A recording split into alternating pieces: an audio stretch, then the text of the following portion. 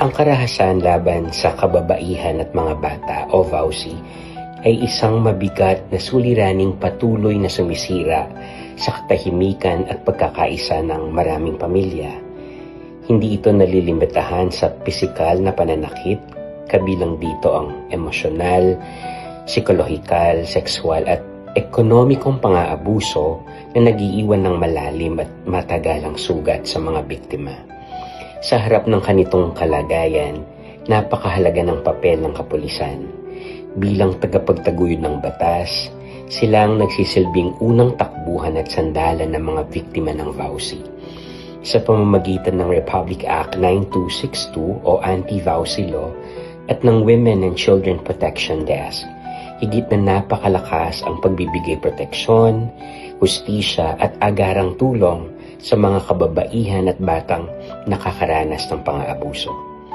Higit sa pag-aaresto at investigasyon, inahasaan din sa kapulisan ng malasakit, empatya at pag-unawa. Ang mahinahong pakikinig, maingat na paghawak sa mga kaso at maagap na pagtugon ay mahalaga upang maibalik ang dignidad, kapanatagan at lakas ng loob ng mga biktima. Gayun din, mahalaga ang aktibong pakikilahok ng pulisya sa edukasyon at kampanya sa komunidad upang maagapan at maiwasan ang anumang uri ng karahasan bago pa ito mangyari. Ang laban kontra VAUSI ay hindi lamang tungkulin ng kapulisan, kundi responsibilidad ng buong komunidad. Sa pagtutulungan, malasakit at pagkakaisa, maaari nating mabuo ang isang lipunang ligtas, makatarungan at walang karahasan. Tayo pong manalangin.